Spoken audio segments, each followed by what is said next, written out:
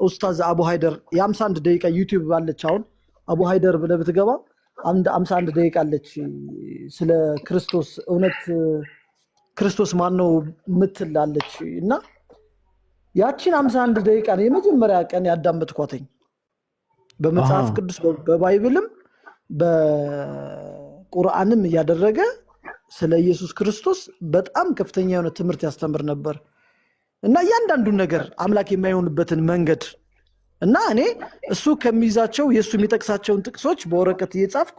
ባይብል እየገለጥኩኝ እውነት ነው አይደለም የሚለውን ማስተያየት ነው ያስኩት የመጀመሪያ ማለት ነው ከዛ ሳይ እሱ የሚለው ከባይብሉ ጋር ዘሴም ነው ከዚህ ጋርኛ የምንማረው ስህተት ነው ያን የመጀመሪያ የጥያቄ መነሻ ነው የሆነው ከዛ በኋላ ግን ወደዚህኛው ፕላትፎርም ስገባ ብዙ የውይይቶች አሉ እነ ወሂድ ኡስታዝ ወሂድ የሚባል ልጅ አለ እነሱም የሚያወሩት አለ እኔ ባይብልን ሁሌም ደግሞ እኔ ጥቅስ ጽፋለሁ ጥቅሶችን ይይዛለሁ ጥቅሶችን ቼክ ነው ማድረግ ከሚናገሩት ጋር እና በብዙ ስትሄድ በቃ በብዙ በተሳሳተ መንገድ ስንመራ እንደነበር ትረዳለና አሁን ቅድም ካቋረጥኩ ላይ ስነሳ አሁን ያለው ወጣት የማንበብ እንደገና የመድፈር አሁን እኔ በባነንኩበት ሰዓት ደፍሬ እንደ የመናገር አቅሙ አልነበረኝም ቢኮዝ ባህል አለ ቤተሰብ አለ ወንድሜ ምን ይለኛል የሚለው አለ እህቴ ምን ይለኛል የምትለው አለ ፋዘር ቢሰማ የምትለው አለ አሁን ያው ሁሉ ግን ማንንም ምንም አይደለም በሚለው ትሄድና ያንዳንዱ ነገር ወደ እውነት እንዲሄድ ለመናገር ትሞክራለህ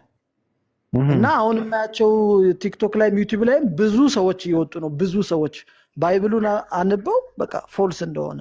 ትክክለኛ በእግዚአብሔር በመንፈስ የተጻፈ ነው ወይ የሚለው በጣም የሚያጠራጥር ሐዋርያቱ ከሚለው ኢየሱስ ከሚለው ጋር የሚጣረስ እንዲህ አይነት ነገሮች ድብልቅልቅ ብለው ቁጭ ብለዋልና ከዚህ አንፃር ስታየው አሁንም ብዙ ወጣቶች ወደ እውነቱ እየመጡ ነው ብዬ ገምታለሁ ልክነ የሚያሳዝነው ነገር አሁን ሁለት ቀንና ትናንትና ከሳምንት በፊት እንዳጋጠመው ኢትዮጵያ ውስጥ ትውልዱን በስሜት እንደሚነዳ አይተዋል